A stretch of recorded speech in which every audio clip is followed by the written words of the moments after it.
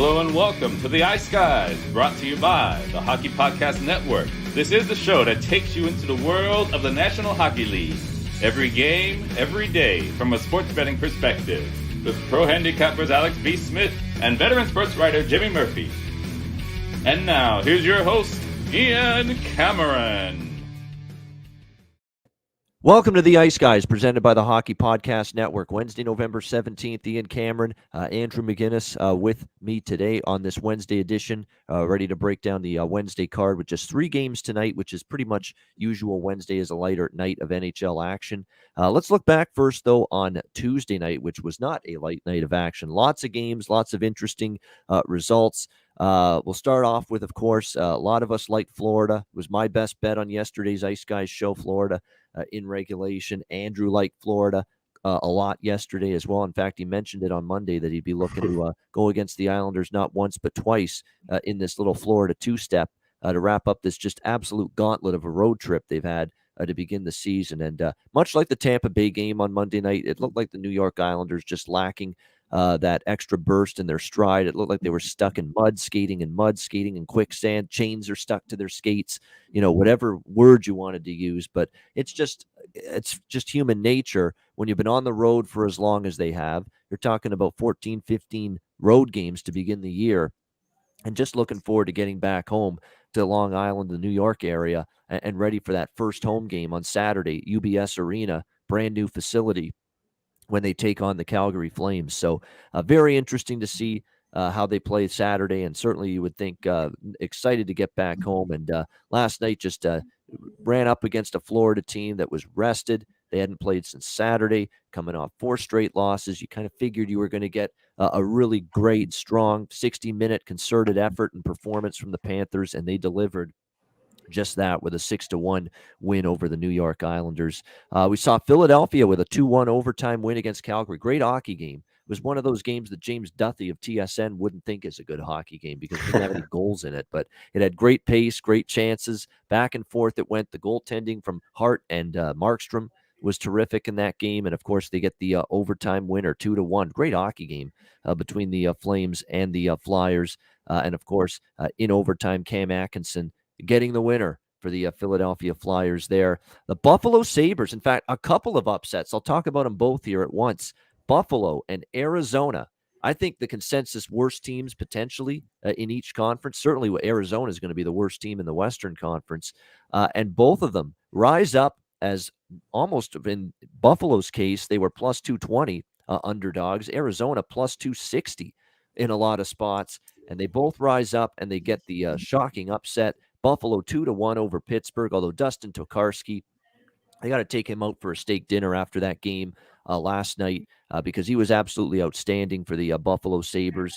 Multiple chances to win that game, or at least tie that game, I should say, Pittsburgh, and he thwarted them each and every time. Great win, though, for Buffalo, mostly because of their goaltender. It was like a 46-shot night for Pittsburgh, but couldn't find the back of the net. They're now 0-2 with Sidney Crosby back. Go figure, this Penguins team. And Arizona beat St. Louis. Huge upset there, 3-2. Now we're going to see if Arizona can win 2 in a row. That's something they haven't done, and we've talked about that. Will one win lead to another for Arizona? I'm not so sure about that. They've got to show that they can win 2 in a row, and they'll have that opportunity against Columbus tomorrow night at home. So, but good win for Arizona there. What else do we see last night? San Jose, another bit of a surprise, plus 160 underdog. They beat Minnesota 4-1. I had a piece of the over in that game, and I know so did Alex, and tough one. Tons of chances with the empty net. Dean Evison did what we wanted him to do, pull the goalie down 3, but didn't get that goal we needed. And San Jose 4-1. Give James Reimer credit. Continues to play well in net for the Sharks. And the great job by the Sharks to really neutralize a Minnesota team that had been scoring goals in bunches on home ice. Dallas beats Detroit 5-2. We saw Anaheim keep it rolling against Washington. Anaheim, 2 overtime win. They just keep on going. Another win to add to the win streak going into this one. Absolutely outstanding so far from this Anaheim team. Again, and it's Trevor Zegras now. We talked about how Terry's been the guy you've wanted to back in terms of props lately. Well, now Zegras is maybe that guy now. 4 goals in the last 2 years for him, and we know he's an ultra talent. But Ian, he's just Terry's still a lockdown. I mean, that is Yep. just how sometimes I come on here and I'm like, man, why didn't I do this? Yep. I think that's got to be all of us as hockey bettors. How are we all not betting? I did yesterday -130 Troy Terry to get a point, and he got involved in the very first goal of the game. Yep. 15 straight games. 15 straight games. Yep. And he's a -130 to get a point. Pretty cool, Yep. man. I mentioned that on yesterday's show to get a point in Troy Terry, which came in, and a couple good goal scorer prop winners again for me yesterday. Kako came through. Pierre-Luc Dubois came through as goal scorer prop winners. So I had a couple of someone mentioned Jordan Kyrou in the chat, and he's scored for the St. Louis Blues. So again, we find these goals. We seem to at least have a couple goal scorer prop winners every day now for like the last week. So it's been a really good run. And then we're not talking plus 100, plus 110. We're talking like plus 250, plus 300 prices that we're cashing in with some of these. So it's been a nice run with the goal scorer props. Briefly, a couple more. Carolina 4-2 win against Vegas. Kind of thought that Carolina would win that game. I didn't lay the price, but did like the over, and it got there. Same with the over in the Winnipeg game. But I thought the Oilers would do a little bit more offensively. They did not, and that's pretty surprising. Edmonton was as poor as they were last night. They were pretty much outplayed. Winnipeg, a 5-2 win. That was the first time for Edmonton to play Winnipeg since they got swept in the playoffs last year. So to see the Oilers not have a better performance on the ice against that Jets team last night was kind of surprising, but give Winnipeg credit. Defended well. Hellebuck was good, and the Jets get a 5-2 win over the Oilers last night. So that was last night's action. Andrew, any thoughts overall on what we saw on Tuesday? Yeah, I mean, I talked enough really about the Islanders, their road trip. Had some fun tweeting about it. Happy to get a big winner there with the Panthers in regulation there. But yeah, the Coyotes, they keep on keeping on. They're staying competitive. Philadelphia. Somebody in the live chat last week was getting at me about being rough on them. Look, they're playing some good hockey. Cam Atkinson has been a good piece to them, and they have been able to get it done. So there's lots of good games. Anaheim is a team that I was not high on to start the season. And I mentioned before, you always have to be adjusting your rankings and the way you think about certain teams. They've played well. And I think one of the biggest things is that the color commentaries are always saying that when they talk to the coaches always say, we have a great mix of vets and youth. And I would say, out of a lot of teams, they do have that, great younger players, lots of great older players, so that's awesome. Montreal Canadiens, it's been horrible for them. I mean, Brendan Gallagher, he takes a lot of punishment. We all know it. Last year in the playoffs, the amount of times he got punched in the face or something happened to him, cross-check. He keeps going to the front of the net and taking more punishment, though. But yesterday with the Barclay Goodrow one, 3 minutes to go in the game, you're down 1 goal, you sucker punch somebody. I don't care that he flopped and the guy dove around on the ice. It's still something you cannot do as a leader on the team. Disappointed in myself for not taking the plus 1.5 there, but sometimes I just can't. I can't take a plus 1.5 -140. I don't like doing that stuff. It's a long-term, I think, a losing bet because the empty net can always break your back. And then, no, I would never be interested in a plus one. If it's plus 1.5 even money, -110, -120 once in a while, that's as high as I'll go with that. Yeah, exactly. But, I thought it was a pretty good night last night in the NHL. And it was one of those nights where I thought I saw the board pretty well, but the only official bet that I played was that Florida wager. So on to tonight, man, 3 games. Absolutely. On to tonight, 3 games indeed. We'll start with, as we go along here, we'll start with Colorado and Vancouver in this one. Should be interesting. The Vancouver Canucks, the Vultures are circling there right now in Van City. It has not been a very, very good run for this team, and they'll be looking to at least try and bounce back tonight at home. Colorado -160, road favorites, 6 the total, shaded the under in this game. The team's defensive play has totally fallen off a cliff during this this road swing that they've gone through. Colorado, Vegas, Anaheim, 5 goals plus for all 3 teams, 19 goals combined against Vancouver in the last 3 games. So they have had their issues defensively big time during this run. We'll see if they can correct it. Not surprising when they're giving up 7, 7, and 5 in the last 3 games that all 3 games have gone over the total. Colorado's gone over the total in 4 straight games. And look at the numbers they're putting up. They've scored 4+ goals in 4 of their last 5 games. They just handed Vancouver a 7-1 drubbing last week in Denver. This is a revenge situation for Vancouver. Are they good enough to avenge that loss, though, is the big question. Now, there are still a lot of injuries for the Colorado Avalanche going into this game. Compher's out now for about a month. McKinnon, we know, is still going to miss some time. Bowen Byram on the blue line's also out. So, they've been able to win and play well, 2 straight wins with all these key players out of the lineup. They beat Vancouver handily. They took it to San Jose 6-2, and we just saw San Jose beat Minnesota on the road last night. So you got to give this Avalanche team credit. I'd lean to them in regulation and the over here. At the lukewarm opinions on this game, because part of me thinks, though, with the injuries for Colorado, Vancouver, desperation mode, they just got totally embarrassed last week in Denver by this Avalanche team. You got to think at some point, they're going to end up wanting to respond and turn this thing around and get back on track. But it's everything's on the table right now for Vancouver. You're seeing Francesco Aquilini, the owner of the Canucks, speaking to Jim Benning, the general manager. You wonder what that's all about. Apparently, Benning's job is safe. It's not, hey, we're going to fire him. It's about what the fuck is going on. How can we fix what's going on here with the Vancouver Canucks? That's, I think, what the meeting is between the ownership group and the general manager of the Vancouver Canucks. But, there is definitely a talent on this team. And there is something I want to point out, because even though Vancouver's struggled, they've been losing games, they have still been scoring goals in a few of these games. And the guy maybe you look at for Vancouver tonight at plus 350, Nils Höglander. This guy has really stepped up the last couple games for the Canucks. He has been a impact player. He's been noticeable on the ice, been buzzing around the front of the net. And, of course, that's the place you want to be in order to score goals. So I think looking at him at a plus 350 shot to score a goal tonight would be a good thing to look at. He's picked up his play.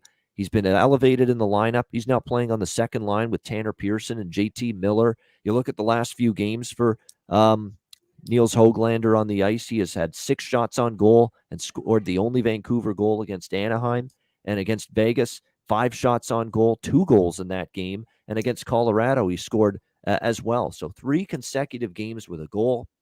He's shooting the puck a lot. And you can get this guy plus 350. Yeah, it's a great price for a guy up there in the lineup, too. We're not talking about a guy that's a 4th-line player. This is a guy up there in the lineup.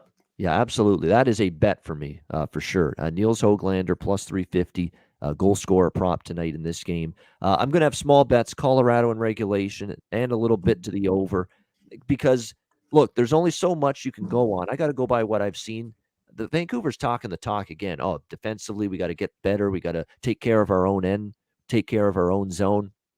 I heard that same shit after the Colorado game, and Vegas ended up, obliterating them. I heard the same thing going into Anaheim, same thing. They struggled again to keep the puck out of their own net.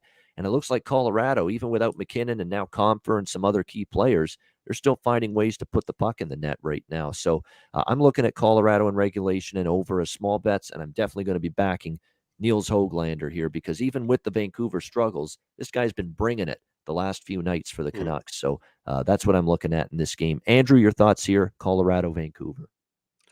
Yeah, I like both those plays you're on. I've had a lot of trouble when I've doubled up on games, side and totals. I think I've DM'd you about that a few times. I don't like usually doing that.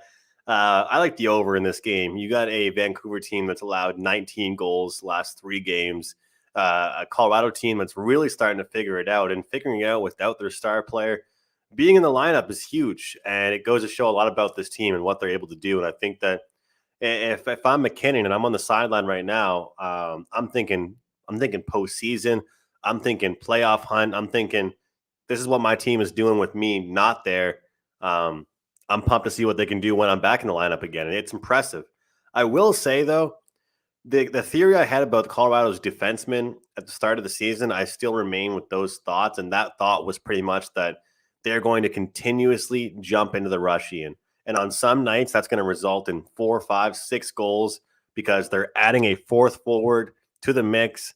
They're jumping into the rush to cause confusion for the opposition. But if you play a team with talent, it can hurt you, and they can go the other way and counterattack, just like in soccer.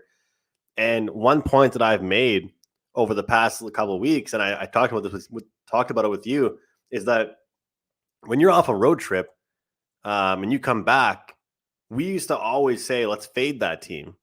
But to me, that's mostly when it's a successful road trip, not as much an unsuccessful one. So I feel like we'll get goals from Vancouver as well, but I don't trust their defense to contain this Colorado team. So I like the over 6.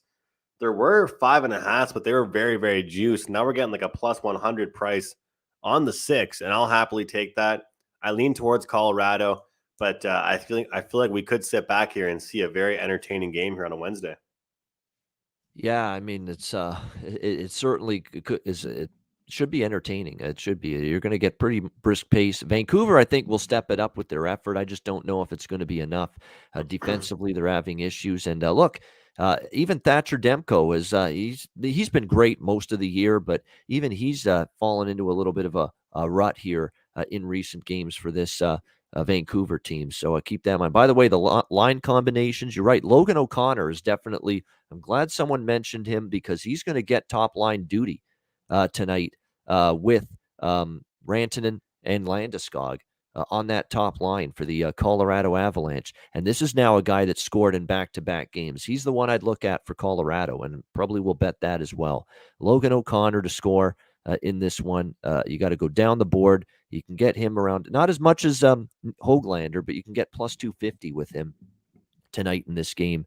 Scored in back-to-back games. Going to be on the top line as well. Yeah, exactly. Sorry to cut you off there. I was going to say it's. I did a segment a couple days ago about prices that I look to bet for NHL props, and to me, I think I'm the last person to ask as far as that goes because I think it's all preference based. But you've heard me give out McKinnon to score at minus 110 on a live video with you guys last year, or McDavid at plus 100 or something. The fact of the matter is, when you get a guy on the top 6 that's over plus 200, plus 250, I believe, the last show I was with you, I gave out Larkin plus 220. He scored. I wanted to join the fun with you. You were cashing all kinds of tickets. I had to join you on those. And when you're going to give one of the top players on a team over a plus 200 price, I'm going to give it a look. But it doesn't mean that I won't lay minus 110 with a guy to score either, or plus 120, because look at Ovechkin and how that's working out for him. You think he deserves a plus 200? Definitely not, but he still cashes tickets. And that's been the beauty of the run we've had on the show for my goal scorer props is we're not taking, Ovechkin and Crosby and Matthews and McDavid every night with these prop recommendations. We're putting in some research. We're looking who's getting elevated minutes, who's going up the lineup, who's going into a top 6 role. And but you don't see a problem with that, prices. Though, do you? Huh?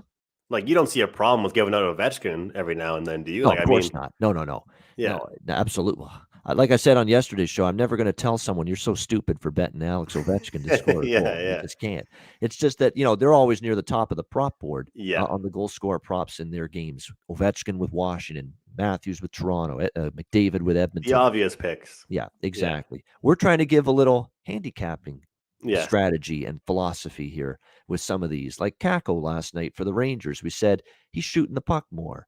He's now getting more minutes. He's in the second line now. He finally scored to break a little slump against New Jersey on Sunday night. Maybe that gets a little confidence back for him. Sure enough, what happens? He scores the first goal last night against Montreal. So it's these little nuances of what to look for when betting goal scorer props. Value, where they are playing in the lineup, current form. Is it maybe a guy that struggled early in the year and he's finally scoring? And in the case of Höglander in this game, he scored all of a sudden 3 straight games, shooting the puck more, playing on the second line with Logan O'Connor for Colorado, now playing on the top line tonight with Rantanen and Landeskog. He scored goals in 3 of the last 4 games. So these are the things you look for. Current form, value in the price, where they're playing in the lineup. Are they in a top 6 role? Are they going to get the minutes? Are they going to be out on the power play? There's all things I look at anyway for goal scorer props, and hopefully it's helping our viewers and listeners. Special teams is huge. Yeah, it's great stuff. I'm right there with you. I think that there's spots, and also we talk about certain players in baseball that hit better against certain pitchers. Certain players play better against certain goalies or just teams. Some players just do, and we follow that. No doubt. It's like there's certain players that just feast against a certain team. How many years for Boston have Bergeron, Marchand, and Pasternak, that group, feasted on the Leafs, for instance? I mean, there's just certain players that play well against a particular team, and Yeah. definitely goal score props. I've definitely put the last couple of years. It really started last year. Put a lot more work and effort and time into looking into them hard, and I think I've even gone further with that so far this season. So we're going to keep trying to give you some good value when it comes to goal score props here on the Ice Guys show the rest of the season. All right, Would Chicago. you ever bet the over 1.5 goals, Ian? Do you ever see those bets? It's kind of incredible what the odds are for them. They aren't really true odds, I guess, but Yes, we're seeing definitely. Draisaitl being Yep. mentioned right now in the chat. Yep. How many 2-goal games has this guy already had in this young season? No, there's no doubt, Crazy. and there's a lot of books you can bet multiple goal scorers, 2 or more. There's some you can bet, and Jimmy's done this before. The lotto ticket, I like to say, bet the hat trick that he scores a hat trick. I mean, just for example, you've got Rantanen plus 5,000 to score a hat trick. Pettersson 150 to 1.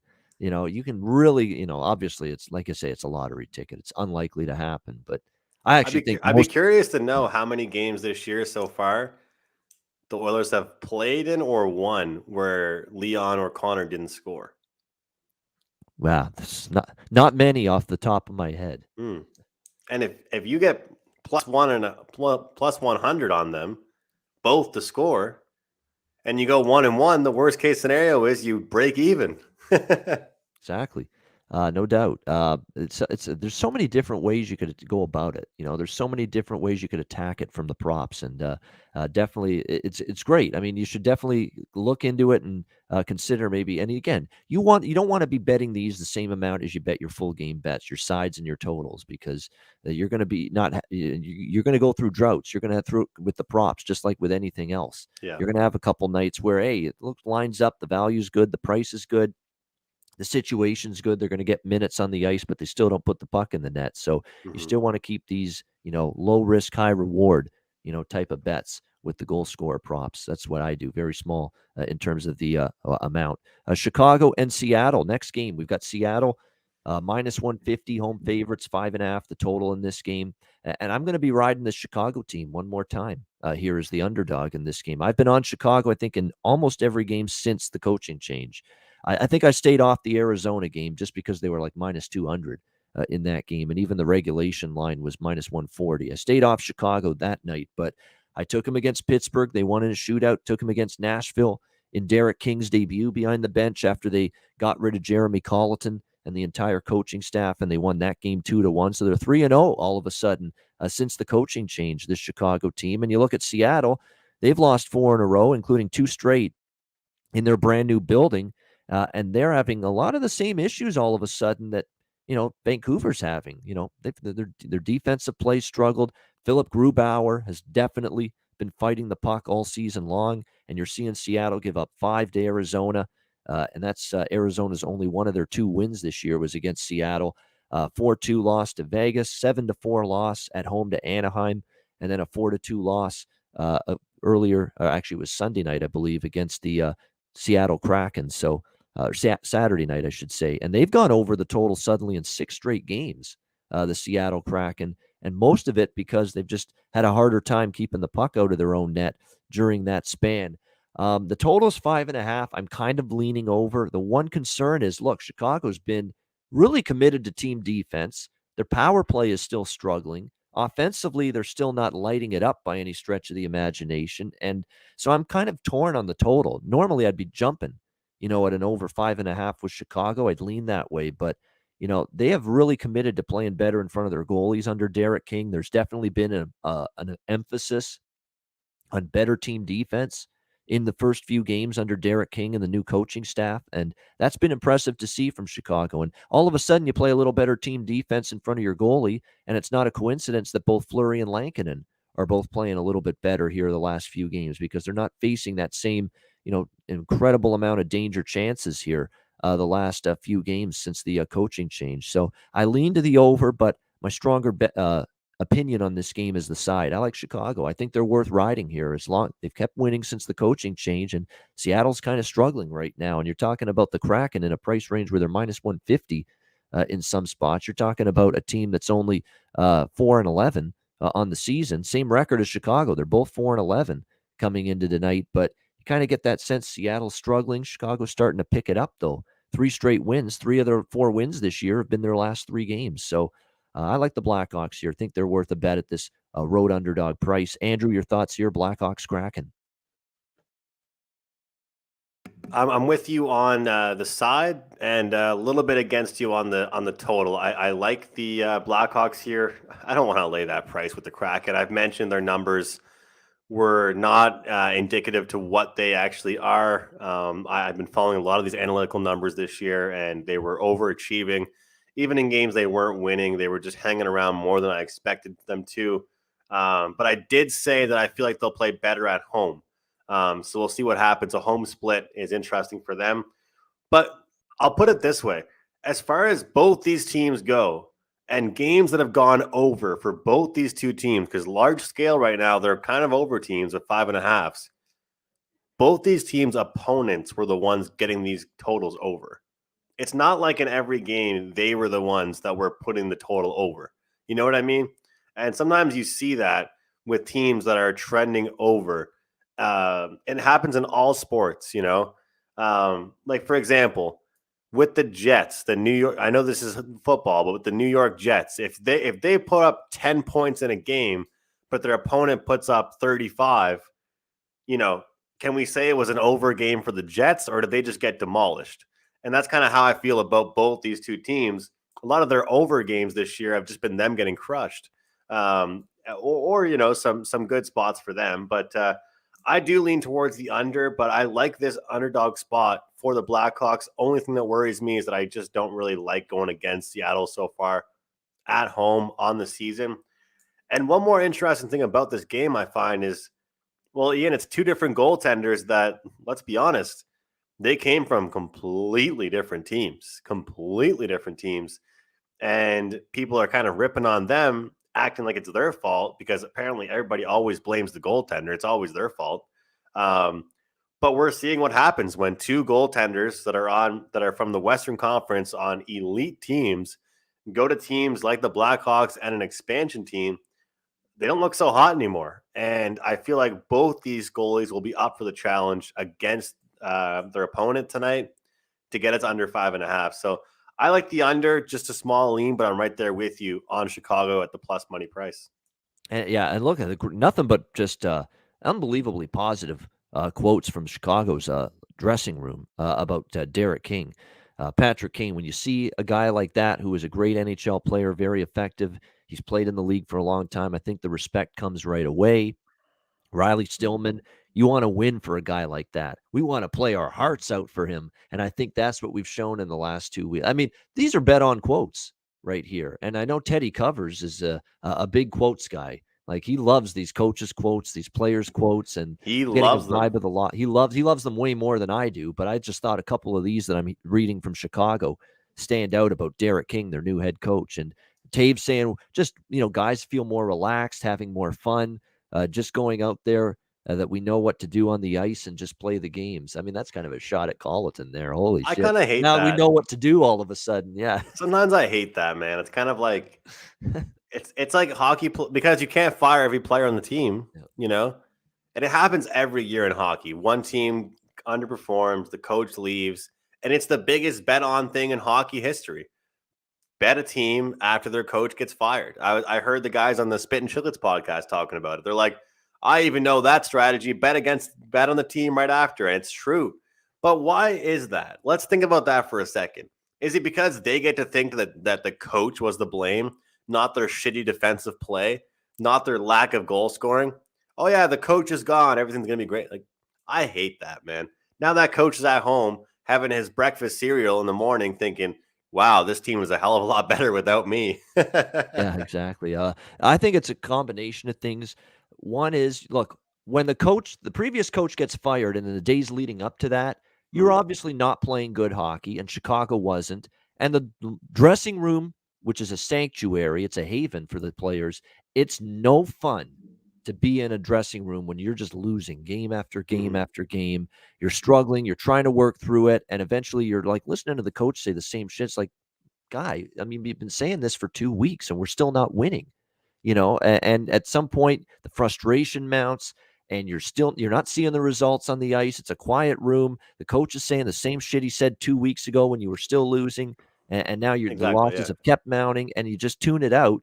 But then all of a sudden you get the new guy in. It's not only because, hey, this guy doesn't know me. I got to show I belong on this team. I got to show I belong in the NHL. Now, if there's a new coach doesn't know anything about me, that's number one. And number two, it's a new voice. It's a fresh voice. It's something that gets people's attention more than hearing that same message from the same voice for the last, Exactly. year, two. Those two elements, I think, play into why a team steps it up performance I'm those with first you. few games after the coach. And And we also, got plus, a lot of them fighting for their lives in terms of staying in the NHL, especially the third and the fourth liners. Like, this guy doesn't know anything about me. He may not be a guy that likes my style or whatever, but I got to go out there and show him that I belong on this roster full long term. Definitely. Well, even like when I played sports growing up, like we used to have like guest coaches come in and do a workshop for the day. And if we have somebody that doesn't know any of us, we're all like, damn, I gotta bust my ass. Like I gotta make sure this guy thinks I have good work ethic, So no matter what level it is, a new guy comes around. But Po Buddy's Nerfect or Nobody's Perfect in our chat is commenting saying, what does Andrew think the coach's job is? Well, the coach's job isn't to go backhand, forehand, top corner, or to handle 2-on-1s, or to save shots. That's not really the coach's job. I understand the coach was definitely not doing the best job, but to me, it just kind of makes me laugh when 1 minute this team looks like they can't do anything, and you take one guy out of the room, and all of a sudden these guys are great hockey players again. The coach wasn't the guy that wasn't scoring goals. He wasn't the guy making the defensive breakdowns. He was not doing his job well, but it kind of makes me laugh that in a couple of days span, these guys all of a sudden regain their hockey talent. Yeah, and Po Buddy's Nerfect in the chat. Let's give him credit on the Eberle call because he's right, and that's something I think that I'll be looking at as well with Jordan Eberle. Like, if you're going to bet someone on Seattle, he's the guy right now. There's no question about that. And you would think they're going to find the back of the net. Even though Chicago's been stingy defensively and better since the coaching change, Seattle at home is going to find the back of the net, I think, at least once or twice. And Jordan Eberle is probably as good a player as any to find the back of the net for Seattle. He scored goals now in 4 of the last 5 games. The hat trick he had against Buffalo, and then he scored 3 straight after that, or a goal in 3 straight games after that, Arizona, Vegas, Anaheim. He finally did get held off the score sheet against Minnesota, but he's the guy you go with right now. He's plus 175, plus 180 to score a goal. And at DraftKings Sportsbook, our great partners here, the Hockey Podcast Network and the Ice Guys show, you can bet Jordan Eberle, who's on a point streak as well, just to score a point, minus 125. Kind of like with Troy Terry last night. It's like, wow, that's a pretty good price for a guy on what, a 5-game point streak. It's incredible. It's not incredible. bad at all. So to bet that, it's crazy to think some of these guys are out there minus 200. Just to get a point, you can get people like that at minus 125 or 130. You know how there's the minus 1 bet, Ian? Puck line and money line half bet. What about the minus 1 version of props? Half unit or quarter unit on the goal and quarter on the point. So that way, it could be a 1-1 if the guy doesn't score but gets a point. But I gotta just real quick reiterate again what I'm trying to say here. The point is, it's all psychological. These guys, when you get a new coach, Ian had great points. And look, I've coached amateur sports at, collegiate level a little bit and high school. But when it comes down to it, I've seen coach turnovers. And the fact of the matter is, everybody's acting like right now these players needed some magical game plan to change things. They didn't. It's not like people act like these coaches come in and in a matter of 2 days, every single scheme is changed. The tactics are changed. The lines are jumbled. It's not. It's exactly what Ian said. It's the spirit in the room. The coach is gone. There's a new voice. It's all kinds of players realizing, holy shit, our coach just got fired because of us. And then they start winning. So I don't think we can act like, all of a sudden, because, why is it that every time a coach gets fired, the next game that team wins? Because it definitely isn't because he's, implemented all these new strategies overnight and these guys have just regained their hockey touch, it's because they give a shit more the next day. And it's a wake-up call for them. Unfortunately, you can't fire all kinds of players, so you have to fire the coach, and that sends a message to the locker room. It does, and it gets people's attention. Everybody snaps to order. Everybody's just a little bit more wired in, locked in, all of a sudden, because all of a sudden that malaise in the waning days of the old coach when you were losing, all of a sudden you've got to whip up that focus, drive, intensity on the ice even more, and that's why long term doesn't always work, but I would say more often than not you're going to see these teams be bet on teams in the at least in the very first few days with the now sometimes after the coaching change a lot of times they'll win that first game, but then after that you'll see them lose the second game and the third game, and it doesn't have that you know effect for more than just that initial first game after the change. But like with Chicago now, this is 3 in a row that they've won since the coaching change, so there's definitely something that has clicked now, or has just basically awaken this team from their slumber more than, say, other situations where teams have a coaching change. So, and I've been riding it. Like I say, I've had 2 winners with Chicago since the coaching change. So that's why we're going to look toward them, especially at the price being offered here tonight against Seattle. All right, great discussion there. Final game, or actually before we get to the final game, we'll mention DraftKings now before we get much deeper in the show since it's a shorter show. DraftKings Sportsbook, an official sports betting partner of the NHL. Unbelievable offer from them to celebrate the greatest sport on ice. New customers can bet just $1 on any NHL game and win $100 in free bets if either team scores a goal. Does not matter if it's a one-timer, a deflection, or a breakaway, a 2-on-1. If however they light the lamp, you win. Now, if DraftKings Sportsbook isn't available in your state, don't worry. You can still play for huge cash prizes all season long with DraftKings daily fantasy sports contests. DraftKings is giving all new customers a free shot at millions of dollars in total prizes with their first deposit. Download the DraftKings Sportsbook app now. Use promo code THPN.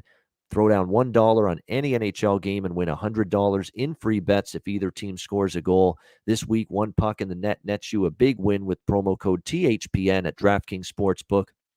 An official sports betting partner of the NHL. Must be 21 years of age or older. Must reside in a DraftKings Sportsbook state. New customers only. Minimum $5 deposit and $1 wager required. One per customer. Restrictions apply. See DraftKings.com/sportsbook for details. Gambling problem? Call 1-800-GAMBLER. Download the DraftKings Sportsbook app. Sign up for an account. Use the promo code THPN. All right, it is our final game on this Wednesday slate. Washington Capitals, Los Angeles Kings. We've got even money both sides here, 5.5 the total, shaded to the under in this one. The Washington Capitals defeated last night by the Anaheim Ducks in that one by a score of 3-2. And this is a pass for me this game, and I'm concerned for Washington here. Oshie's still out, Mantha's out, and this team's absolutely gutted at the center ice spot right now. Very shorthanded down the middle, and that's not where you want to have cluster injuries. But right now, that's what Washington's got. 3 of their top 4 centers are out. Backstrom's been out for a while. Nick Dowd is still on IR, and he's a good two-way center. And now Lars Eller just ruled out before yesterday's game in COVID-19 protocol. So that's 3 of your top 4 centers that are out for the Capitals, which means you've got Evgeny Kuznetsov as your top line center for now. You've got Connor McMichael, the rookie, who I think is going to be a good player in this league, but now he's getting more responsibility, second line center. And now you've got 2 call-ups, essentially your third and your fourth line centers here, Garrett Pilon and Alexei Protas now, ready to line up as your third line and your fourth line center tonight for the Washington Capitals. So depth down the middle is being challenged right now for Washington with the injuries they're suffering at the and the absences that they're suffering at the center ice position going into this game tonight. When you look at the Los Angeles Kings, I'll tell you what, down the middle, they're a lot stronger since they got Philip Deneau, a guy Andrew McInnis knows very well from the Montreal Canadiens, and he looks like he's fit in pretty solidly here for LA. Again, are we concerned with the offense? No. If he chips in offensively, if he contributes offensively, that's terrific. But it's obviously his play away from the puck, which got all the accolades and all the praise from everyone last year with Montreal, especially in the playoffs. What did Matthews and Wheeler and Scheifele and guys like that in the Toronto and Winnipeg series do against Montreal, the Vegas series even. He did a great job checking the likes of Pacioretty and Stone. He's an excellent, excellent defensive forward. There's no defensive center. There's no question. And it was a nice addition by the Kings in the offseason to get him. So definitely there's some concern here down the middle for Washington. It is back-to-back, but again, there's no travel involved for Washington. I don't know if I trust them in this spot. Don't know if I trust LA either, though, because, look, they're playing great hockey. They're 7-1 in their last 8 games. They had the win streak snapped with a 3-2 overtime loss against Winnipeg. The one concern here is this is their first game home off that 4-game trip.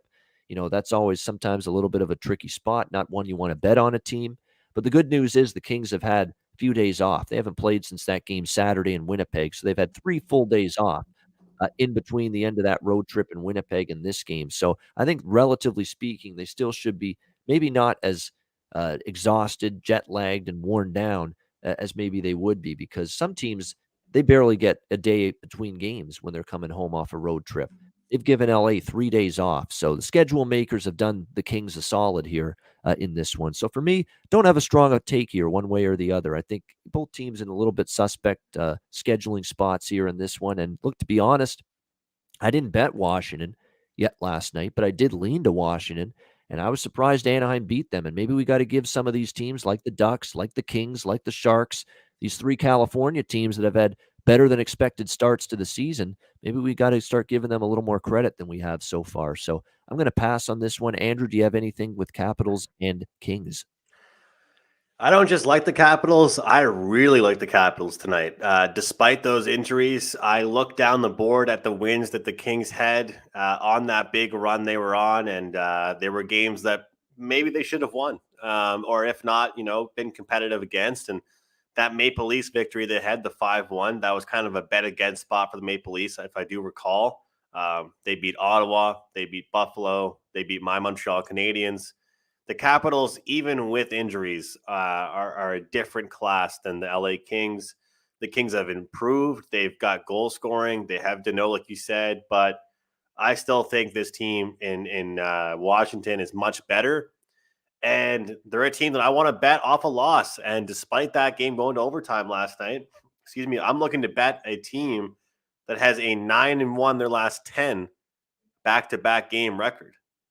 This team has not struggled. In fact, they have been great in a back-to-back situation. So, those injuries are why the price is the way it is. But if you're going to give me a pick 'em right now on this Caps roster versus that Kings roster, I'll take the Capitals.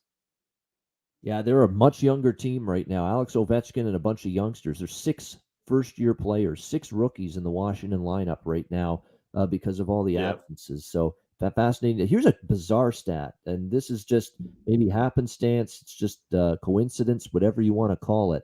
LA's won 11 straight against Eastern Conference opponents. How is that? That is absolutely insane to see that. I was like, whoa. I didn't realize that. But no, this is a fascinating game. And you're right. I like the idea of Washington off a loss. You mentioned their track record on the second night of back-to-backs. It is good. Long-term, this has been one of the better teams in the National Hockey League when it comes to performance on the second night of a back-to-back. And certainly we have seen that here from It's funny because some people will just fade them. Some people will just be like, yeah, they're on a back-to-back. It's a bet against spot. Well, don't tell them that. Yeah, no doubt about that. No question. So in this case, microphone's back. I think you put the levels down a little bit. You're back. There we go. All right, that's good. Yeah, I had to switch it this way. There we go. Hold it in this direction. What happened to your stand? That broke. It just all of a sudden broke. I didn't even break it. I didn't even throw anything. It's not like I was throwing it. I was mad about something. I threw the stand. It just all of a sudden fell off the stand, the mic. So that's okay. I'm going to be like Pat Sajak here, Wheel of Fortune, holding the mic here. I like having this thing.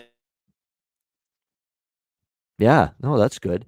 It's nice to have a stand. I'm obviously going to look to probably fix it myself or get another stand, but that's okay. I don't mind holding it. It's good. Gives you a little.